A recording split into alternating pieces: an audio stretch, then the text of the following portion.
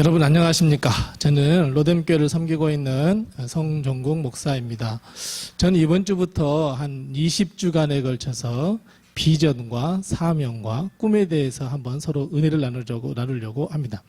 비전과 사명과 꿈에 대해서 우리가 이야기를 한다고 하니까 이건 진부한 주제이고 이 주제는 조금 시대에 뒤처져 있지 않는가? 라고 생각하시는 분들이 더 많을 것입니다. 왜냐하면 그것은 이 시대 상황 때문에 그렇습니다. 그러니까 우리가 살고 있는 시대가 그렇게 만들었습니다. 우리가 지금 살고 있는 시대는 어떤 시대이냐면 바로 포스트 모더니즘 사회입니다.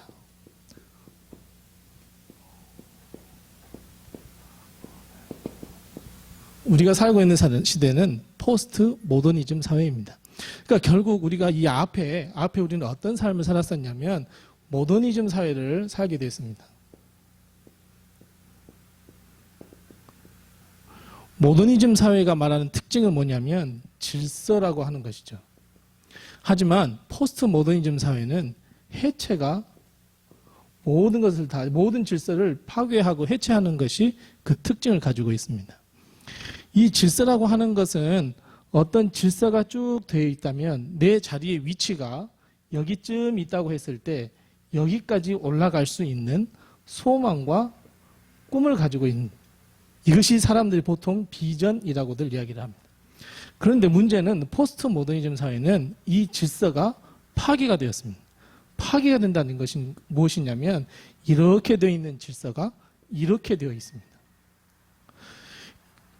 이 시대적 상황이 포스트 모더니즘을 우리나라가 더 급격하게 이루는 것이 무엇이냐면 바로 이 사이에는 우리가 생각하기도 싫은 IMF가 있습니다.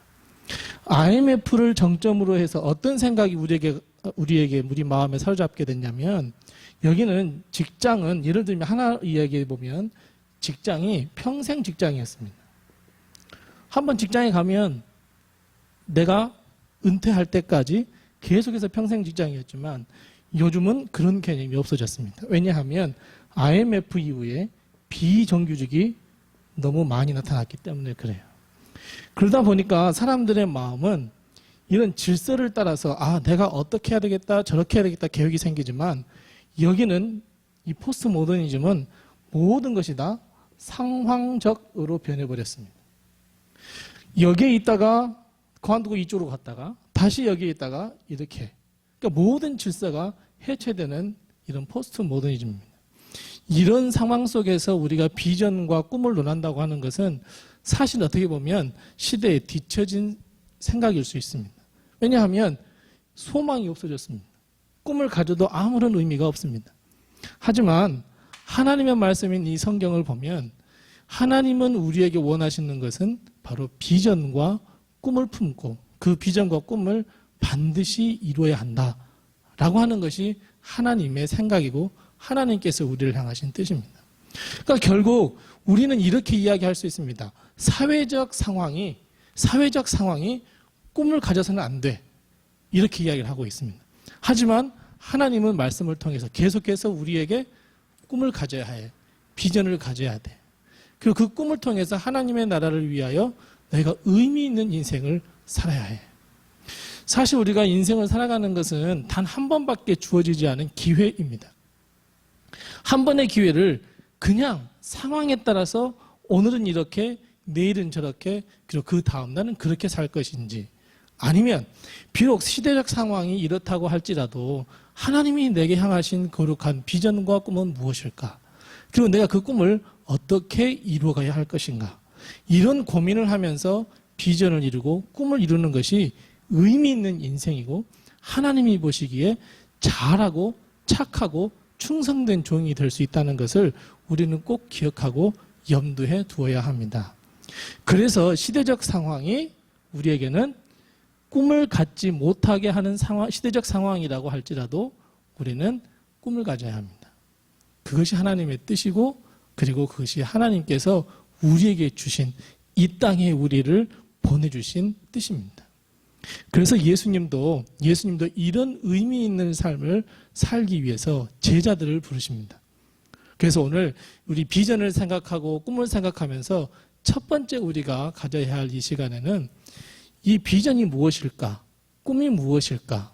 비전이란 그 본질에 대해서 우리가 한번 살펴보고, 그리고 베드로와 그 형제 그를 통해서 우리가 주님이 말씀하신 비전, 또 비전이라는 게 어떤 의미를 가지고 있는지 우리 첫 번째 시간에 우리 그것에 대해서 한번 이야기를 나눠보도록 하겠습니다. 오늘 우리가 이제 첫 번째 볼 것은 무엇이냐면 마태복음 4장 19절과 20절 말씀입니다. 예수님은 이 땅에 계시면서 제자들을 부르셨습니다. 그 제자들에게 삶의 의미를 불어넣어 주시는 말씀을 많이 하셨습니다. 물론 주님께서 마태복음, 마가복음, 누가복음, 요한복음에 비전과 꿈에 대해서 말씀하시는 경우는 참 많이 찾아볼 수 있지만 오늘 이 마태복음 4장 19절과 20절 말씀은 비전과 꿈에 대해서 명확하게 그리고 정확하게 그리고 직접적으로 말씀하시는 것이 바로 오늘의 말씀입니다. 그래서 이 마태복음 4장 19절 말씀부터 20절 말씀은 비전에 대해 있어서 비전의 본질에 있어서 특별히 아주 중요한 말이 바로 오늘의 말씀입니다. 오늘 여기 주인공이 누구냐면 베드로와 그의 형제들입니다. 베드로와 그 형제들이 하루하루 먹고 살아가는, 그러니까 고기를 잡아서 그걸 팔아서 먹고 사는 이런 어부였습니다. 오늘도 마찬가지로 주님을 만나는 날 그 마찬가지도 그 마음속에는 오늘 고기를 많이 잡아서 내가 돈을 벌어야 되겠다. 그래서 내가 우리 가족을 먹여 살려야 되겠다. 라고 아마 처음에 출발했을 겁니다. 그러니까 굳이 따지자면 내가 참 최고의 어부가 될 거야. 이것은 베드로의 비전일 수 있고 꿈일 수 있습니다. 굳이 따지자면.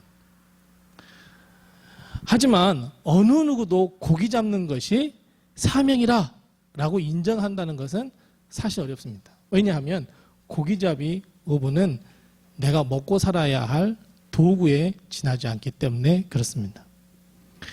만일 이 베드로와 이 베드로의 형제가 주님 앞에 나타나기, 주님께서 그들 앞에 나타나지 않았더라면 아마 이 사람들은 평생 우리가 잘 기억하듯이 그리고 예상할 수 있듯이 평생 어부로 살았을 것입니다. 그런데 오늘 주님을 만난 뒤로 완전히 베드로와 그 형제들의 사명, 꿈, 어쩌면 인생의 방향, 모든 것이 바뀌는 말씀이 바로 오늘 이 본문의 말씀입니다. 자, 오늘 이 본문 말씀에 보면 우리가 먼저 제일 중요하게 생각해야 할 단어가 어떤 단어이냐면 이 20절 말씀에 보면 곧이라고 하는 단어가 나옵니다. 이 곧이라고 하는 단어는 곧 무슨 말씀이냐면 즉시라고 하는 말이 될 수 있습니다. 즉시, 그러니까 곧바로라고 하는 말하고 똑같습니다. 그러니까 예수님께서 이렇게 될 거야, 너는 이렇게 삶을 바꿔야 돼 라고 했을 때 곧바로 즉시 그물을 버려두고 예수님을 쫓았다라고 하는 것이 20절 말씀입니다. 그러니까 결국 우리가 여기서 잘 기억해야 할 것은 무엇이냐면 비전은 doing의 그 의미가 있다는 겁니다. 우리는 보통 비전 그러면 화세 초점을 맞추고 있습니다. 무엇이라고 하는 것에 초점을 맞추고 있습니다. 하지만 비전은 화세 초점이 있는 것이 아니라 doing입니다. 이거를 그냥 쉽게 말하면 행함입니다. 비전은 행하는 데 그 의미가 있지 무엇이 되느냐 이런 것에 과연 그런 의미는 없습니다. 그러니까 이 화시라고 하는 것보다는 비전은 doing에 더 초점을 맞춰야 한다라고 하는 것을 우리가 꼭 기억해야 합니다. 그래서 예수님께서 말씀하셨을 때 곧바로 즉시 행하는 것이 비전입니다. 우리는 비전하면 먼 미래에 이루어질 것, 비전, 10년 뒤에 내가 해야 할 것, 우리는 그렇게 생각합니다. 그러니까 비전이 결국 어떤 결과를 낳게 되냐면 비전, 꿈, 소망은 현재의 내 삶과는 관계가 없어집니다. 왜냐하면 미래에 이루어야 할 거니까. 하지만 주님께서 오늘 말씀하시고자 하시는 것은 곧 즉시입니다.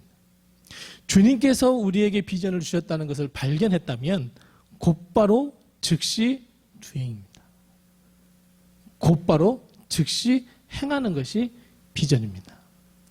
자, 그러면 예수님께서 어떤 말씀을 하셨기에 이 제자들이 곧 즉시. 사실 베드로와 베드로 형제들은 어부라는 삶을 평생 살아왔던 사람입니다. 평생 살아왔던 사람인데 주님께서 어떤 말씀을 저들에게 부어주었을 때에 어부를 다 버려버리고 그것도 곧 즉시 행하는 사람으로 변할 수 있었을까? 우리는 이제 그 비밀이 마태복음 4장 19절에 있습니다. 그래서 우리 마태복음 4장 19절을 통해서 우리가 이 비밀을 하나씩 헤쳐나가 보기로 하겠습니다. 자, 이제 마태복음 4장 19절, 이 베드로와 베드로의 형제의 마음을 완전히 뒤바뀌게 한 이 말씀, 요 말씀이 가지고 있는 비밀을 우리가 하나씩 살펴보겠습니다. 우리가 삶을 살아갈 때 내가 너희로 사람을 낚는 어부가 되게 하리라. 여기에서 일반적인 사람들, 그러니까 보통 사람들은 어디에 초점을 맞추게 되냐면 어부에 초점을 맞추고 삶을 살아갑니다. 이것이 무엇이냐면 화시입니다. 보통 우리는 꿈이 뭐니, 비전이 뭐니 이렇게 질문하는 것이 아니라 우리 어린 아이들에게 너 커서 뭐가 되고 싶어? 이렇게 물어봅니다. 직업을 물어봅니다. 10중 8구 우리 어른들은 어린 아이들에게 너 커서 뭐가 되고 싶어? 저 커서 의사 선생님 될 거예요. 저 선생님 될 거예요. 저 이런 법관 될 거예요. 이렇게 우리는 무엇에 맞춰져 있냐면 어부라고 하는 직업에 맞춰져 있습니다. 그러니까 결국 비전은 화세에 맞춰버리면 지금 행할 수가 없습니다. 의사? 선생님? 내가 법관? 검사? 이건 먼 나중에 되어질 일들이거든요. 그러다 보니까 비전이라는 것이 마음에 와닿지가 않습니다. 더군다나 처음에 제가 말씀드렸던 것처럼 포스트 모더니즘 사회에서는 나는 어떤 직업을 갖겠습니다. 이건 의미가 없습니다. 내가 커서 나중에 어떻게 되겠다 저렇게 되겠다 계획을 세워도 아무런 의미가 없습니다. 상황이 많이 변하기 때문에 그렇습니다. 그래서 우리는 비전 하게 되면 어부, 비전 하게 되면 직업, 결국 화세에 맞춰져 있는데 주님은 사실은 이 어부라고 하는 단어는 비유적인 말씀입니다. 즉 베드로와 베드로의 형제들이 잘 이해할 수 있는 말로 설명하기 위한 하나의 메타포입니다.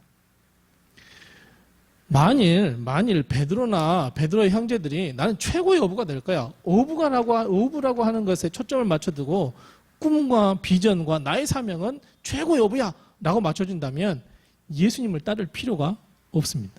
왜냐하면 예수님은 목수입니다. 베드로가 예수님 가까이 갔는데 어부 냄새가 비린 냄새가 나지 아니하고 나무 냄새가 났습니다. 나 좋은 어부 될 텐데 내가 왜 저 사람 따라가야 되지? 이런 마음이 들었을 거예요. 그런데 베드로와 베드로의 형제가 정말 그 마음에 변화를 가져오게 된 말씀, 그 주님이 포인트를 주고자 하시는 말씀, 즉 비전과 사명에 있어서 아주 핵심적이고 본질적인 말씀은 무엇이냐면 사람을 낚는 이라고 하는 형용사에 있습니다. 어부는 어부인데 사람을 낚는 어부입니다. 그러니까 이거 화시라고 하는 것을 한정해 주는 것이죠. 사람을 낚는 어부. 그러니까 결국 여기에 있어서 초점은 무엇이냐면, 강조점은 무엇이냐면 사람을 낚는다는 데 있습니다. 사람을 낚는 것은 doing입니다. 행함입니다. 그래서 비전은 뭐냐면 사람을 낚는 데 있습니다. 우리도 마찬가지입니다. 우리도 어부, what, 어떤 직업? 이게 아니라 어떻게 내가 삶을 살겠느냐는 거예요. 지금 이 상황에서 내가 지금 이 시대에서 내가 주어진 이 현장 속에서 나는 어떤 삶을 살겠느냐는 거예요. 나는 어떻게 삶을 살겠느냐는 거예요. 이것이 비전이고 이것이 꿈이고. 그러니까 사명은 내가 지금 이 상황 속에서 내게 하나님께서 내게 주신 꿈과 비전과 사명이 무엇이고 하나님의 뜻이 무엇인가 깨닫고 즉시 행할 수 있어야 합니다. 자, 그러면 우리가 아이들에게 질문하는 질문이 어떤 질문이 돼야 되겠습니까? 너는 커서 무엇이 되고 싶어라고 되지 그런 질문이 되어서는 안 됩니다. 너는 나중에 어떤 삶을 살고 싶니? 이런 질문으로 바뀌어야 합니다. 직업에는 아무런 의미가 없습니다. 자, 예를 들어 보겠습니다. 우리 아이가 나는 선생님이 되고 싶습니다 라고 하는 화시잖아요. 난 선생님이 될 거야. 뭔 미래니까 지금 행할 수 없습니다. 하지만 선생님이 되더라도 어떤 선생님이 되겠냐는 거예요. 어떤 선생님. 내가 아이들에게, 내게 맡겨진 아이들에게 사랑을 주는 선생님이 될 겁니다. 하나님의 사랑을 심어주겠습니다. 하나님의 사랑을 심어주는 이것은 지금이라도 할 수 있습니다. 그러니까 비전은 지금 행하는 겁니다. 선생님은 나중에 집니다. 이것이 중요한 게 아닙니다. 그래서 모더니즘 사회에서의 직업은 정말 중요했습니다. 어떻게 어떤 삶, 즉 어떻게 어떤 일하는 것보다는 무엇에 초점이 맞춰져 있었습니다. 직업이 중요했거든요. 그러나 지금 우리가 살아가는 이 시대, 아니 주님께서 좀 더 넓게 주님께서 말씀하시는 비전과 꿈과 사명은 바로 어떤 삶을 너희가 살 거냐는 거예요. 그러니까 결국 이건 무슨 말이 되냐면 남녀 노소의 관계가 없어집니다. 지금 당신은 어떤 삶을 사시겠습니까? 하나님, 제가 지금 나이가 70인데요. 그럼 70에 맞는 내가 어떤 삶을 지금 내가 살아야 할 것인가?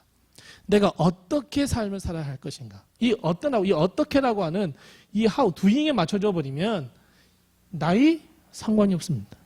아, 그건 남자만 할 수 있는 일이야. 아, 그건 여자만 할 수 있는 일이야. 절대 그렇지가 않습니다. 그래서 오늘 이 말씀 가운데 가장 중요한 핵심은 어부라고 하는 것은 이 메타포라고 하는 것이 아니라 사람을 낚는 것에 있다는 것을 우리는 꼭 기억해야 합니다. 그래서 비전은 행함입니다. 비전은 어떻게의 삶이고 비전은 어떤 삶을 지금 내가 살아가야 하느냐, 이것이 바로 비전의 본질이고 초점입니다. 비전의 본질과 초점이 직업으로 가버린다면, 화수로 가버린다면 두잉은 아주 나중 일이고 머나먼 일이기 되기 때문에 내가 지금 할 수 없습니다. 아까 말씀드렸던 것처럼 이 4장 20절 말씀에서 베드로와 베드로 형제가 보였던 행동의 변화는 무엇이냐면 곧입니다. 즉시입니다. 만일 비전이 화시되어 버린다면 곧 즉시 할 수 없습니다. 그래서 주님이 우리에게 원하시는 비전의 본질은 두잉에 있습니다. 사람을 낚는 것에 있습니다. 오늘 우리가 꼭 그것을 기억해야 합니다. 자, 비전의 본질이 어부가 아니라 사람을 낚는 것에 있다고 우리가 첫 번째 결론을 내렸습니다. 그리고 비전은 행함에 있다고, 행해야만이 의미가 있는 것이라고 그랬습니다. 자, 그런데 오늘 베드로의 마음을 움직였던 정말 중요한 말이 있습니다. 그러니까 우리가 이 말씀을 19절의 말씀을 볼 때 물론 사람을 낚는 이라고 하는 것에 초점을 맞추지만 더 중요한 것이 하나 있습니다. 그게 무엇이냐면 이 말씀의 주어, 즉 주체가 누구냐는 거예요. 주체. 이 주어, 주체를 우리가 잘 알아야 합니다. 자, 보십시오. 내가 너희로 사람을 낚는 어부가 되게 하리라. 주어가 무엇입니까? 네, 천재들이십니다. 내가입니다. 내가. 여기서 내가라고 하는 것은 베드로인가요? 아니면 예수님인가요? 네, 예수님. 참 이건 재미있는 말이죠. 사람을 낚는 어부가 될 거야. 이건 누가 행하는 겁니까? 이건 내가 행하는 겁니다. 그런데 문제는 이 앞에 내가 되게 하리라라고 하는 이 말씀입니다. 그러니까 얼핏 보기에는 비전, 꿈, 사명 내가 하는 것 같죠. 내가 하는 것 같아요. 그러면 이 말씀이 어떻게 변해야 돼요? 야, 내가 사람을 낚는 어부가 되어라 라는 말씀으로 바뀌어야 되죠. 그러니까 우리는 초점을 잘못 맞추고 있어요. 비전과 사명, 꿈 왜 어렵습니까? 초점이 나한테 맞춰져 있기 때문에 그래요. 내가 가지고 있는 능력, 내가 가지고 있는 돈, 내가 가지고 있는 은사, 내가 가지고 있는 여러 가지의 능력들 아무리 봐도 비전과 사명 이룰 수가 없습니다. 만일에 이게 확대 해석을 하면 이렇게 되죠. 예수님께서 이 땅에 다시 오셨습니다. 이 땅에 다시 오셔서 심판할 때에 야, 너 세상에 살면서 뭐 하고 왔니? 아, 저는 사람 낳는 업을 열심히 하고 왔습니다. 누가? 내가요. 내가 돼버려. 모든 공로가 누구 탓으로 가요? 내 탓으로 가요. 나 때문이에요. 내가 한 거예요. 그럼 내가 주님 앞에 서서 뭐라고 주장할 수 있냐면 제가 했습니다. 저 천국에 당연히 들어갈 수 있습니다. 저 천국에서 의의 면류가 많이 받을 수 있습니다. 왜냐하면 내가 했기 때문에. 교만이죠. 그러니까 주님이 말씀하신 공식은 뭐냐면 내가 되게 하리라. 누구요? 예수 그리스도예요. 자, 그러면 비전, 꿈, 사명 내가 지금 행한다고? 그럴 때 우리가 자연스럽게 바라봐야 할 시선은 예수님입니다. 왜냐하면 예수님이 되게 하셔야 됩니다. 내가 한번 해보려고 하니까 불가능한 것밖에 없죠. 내가 가진 게 도대체 무엇이냐라는 거죠.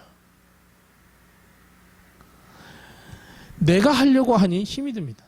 내가 한번 해보려고 하니 불가능합니다. 하지만 나 자신을 바라보는 것이 아니라 내가라고 하는 이 예수 그리스도를 바라보았을 때에 그때 비전과 사명은 두잉이 될 수 있습니다.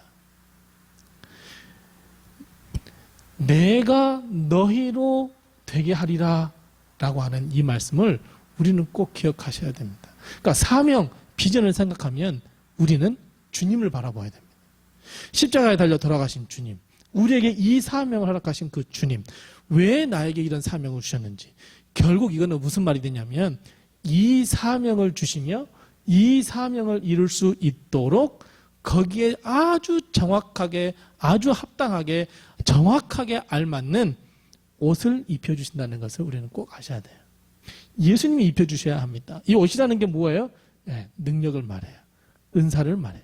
그리고 그 이 사명을 이루기 위한 여러 가지 지혜라든지 지식이라든지 여러 가지 상황이라든지 여러 가지 형편이라든지 이 옷, 그 사명을 감당할 수 있는 옷을 입혀주시는 것이 주님이라는 거예요.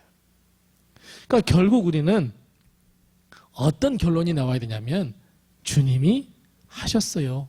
이 결론이 나와야 됩니다. 얼마나 겸손합니까? 주님, 내가 했습니다. 라는 것이 아니라 주님이 하셨습니다. 나는 도구일 뿐입니다.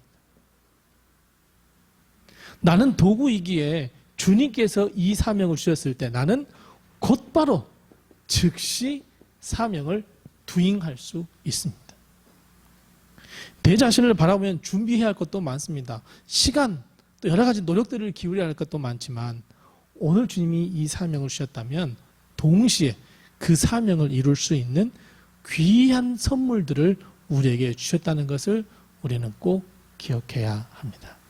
자, 그렇다면 여기에서 우리가 이 19절 말씀, 20절 말씀, 이 말씀이 있는데, 자, 19절 말씀에 제가 쓰지 않는 말씀이 있습니다. 그게 무엇이냐면, 나를 따라오너라예요. 자, 보십시오. 나를 따라오너라. 그리하면 내가 너희로 사람을 낳는 어부가 되게 하리라. 자, 이 사명, 이 비전, 이 꿈, 주님께서 우리 마음에 심어주기 위해서 심어주는 것 그 전에 우리가 해야 할 건 뭐냐면 나를 따라오너라. 결단이 있어야 돼요. 아무리 하나님께서 비전을 주시고 꿈을 주셔도 내가 하나님 따라가지 않겠습니다. 내가 할 수 있거든요. 내가 할 수 있습니다. 제 인생 내 마음대로 살 것입니다. 내가 내 마음대로 꿈을 꾸고 내가 성취하고 나는 내 공력 따라 살겠습니다. 얼마나 교만한 거예요. 근데 여기 보니까 나를 따라오너라요. 나를 따라오너라. 그리하면이에요. 이 말씀이 우리가 지금 해야 할 것입니다. 우리가 지금 주님을 따라가겠다고 하는 결단이 있을 때 그리하면 주님은 우리에게 비전을 주시고 그리고 곧바로 즉시 우리는 두잉할 수 있습니다. 이것이 비전, 꿈이 가지고 있는 본질입니다. 이 본질을 벗어나서는 절대 안 됩니다. 성경에 있는 수많은 인물들이 바로 이 법칙을 따랐습니다. 주님께서 그 사람을 찾아갑니다. 다윗이 되었든 모세가 되었든 여호수아가 되었든 베드로가 되었든 주님이 가십니다. 그리고 만나십니다. 그리고 뭘 요구하시냐면 순종이라는 것을 요구하십니다. 절대 순종입니다. 절대 순종이라는 말이 무엇이냐면 나를 따라오너라. 나를 따라오라. 너 네 인생 네 마음대로 가는 게 아니야. 네 마음대로 드라이브에 가는 게 아니야. 그것이 아니라 나를 따라오너라. 그러니까 우리가 잘 알고 있는 말씀이 어떤 말씀이 있어요? 너에게 주신 너에게 준 십자가를 지고 나를 따라와. 근데 그 앞에 뭐예요? 네 자신을 부인하고 해. 너 자신을 부인하고 너 십자가를 지고 나를 따라오라는 말씀이에요. 이것이 비전이고 이것이 사명이에요. 이게 예수님의 법칙이에요. 내가 따라가겠습니다 라고 하는 결단이 있을 때 그때 주님은 그래 너 이제 어떻게 해야 해 라고 말씀하셔요. 그랬을 때 사람들이 뭐예요? 즉시 곧바로 doing이에요. 우리는 오늘 비전, 사명, 꿈 분명히 우리는 이런 것들을 갖고 살기에는 참으로 어려운 시대가 되었습니다. 이 시대적 상황이 그렇게 만들어버렸습니다. 사탄과 마귀는 절대적으로 이 시대, 우리가 살아가고 있는 현대를 쉽게 비전을 이루도록 놔두지를 않습니다. 지금 우리가 앞으로 맞이할 사회는 무슨 4차 혁명의 시대다 이렇게 이야기하고 있는데 4차 혁명의 시대에 가면 아까 말씀드렸잖아요. 질서 갔다가 해체 갔다가 그럼 4차 혁명 시대는 그 키워드가 뭐겠습니까? 감성입니다. 여러분 감성. 힐링입니다. 치유입니다.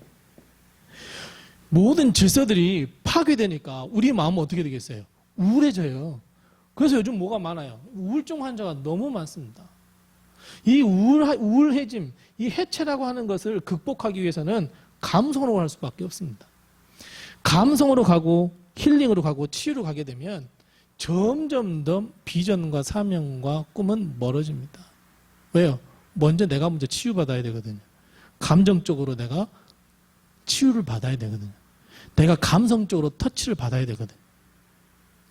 점점 감성적으로 간다는 것은 비전과 행함에 있어서는 점점 거리가 멀어집니다. 왜냐하면 감성, 이런 힐링, 치유는 그 기본이 뭐냐면 나입니다. 나 중심이기 때문에 그래요. 점점 나 중심으로 가요. 이 질서의 시대, 이 모더니즘 시대 때는 내 생각이나 또 내 사고, 내 가치관이 있지만 사실 이 질서에는 아버지, 어머니, 더 나보다 더 힘 있는 사람이 있기 때문에 그 사람들의 말을 어찌할 수가 없어요. 그래서 질서에 따라서 갈 수밖에 없었어요. 근데 그 해체가 돼버렸어요. 그러다 보니까 내 중심으로 가요. 내가 먼저 치유받아야 되는데 내 마음이 더, 내 감성이 먼저 더 이렇게 돼가는 거예요. 점점 이 세상은 비전과 꿈과 사명을 이루기가 참 어렵습니다. 그래서 교회에서마저도 이 비전과 꿈으로 가득 찬 이 하나님의 말씀을 이제는 다 축복, 은혜, 치유 다 이 개념으로 바뀌어버렸습니다. 그러다 보니까 사명도 없습니다. 비전도 없습니다. 꿈도 없습니다. 그냥 상황에 맞게 이런 삶으로 변해버렸습니다. 이런 시대에 하나님은 더욱더 우리에게 말씀하시는 것은 사명입니다. 바울이 죽임을 당하기 직전에 디모데, 영적인 아들 디모데에게 말씀한 게 뭐예요? 내 사명을 잘 지키라는 거예요. 그리고 사명이에요. 점점 사명이 없어져요. 사명이 없어져 가니까 교회가 전도도 없어지고 선교도 없어지고 교육도 없어지고 이제는 예배도 해체가 되어버립니다. 그래서 하나님 나라에 있어서 중요한 이 사명을 우리가 다시 한번 조명해보자는 겁니다.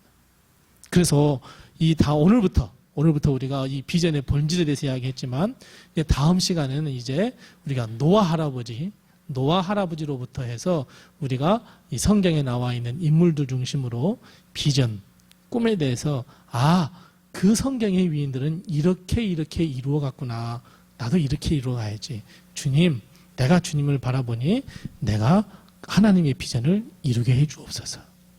사명가의 삶, 꿈이 있는 삶, 비전에 있는 삶으로 조금씩 변화가 되어서 하나님의 뜻을 이루는 우리가 되었으면 참 좋겠습니다.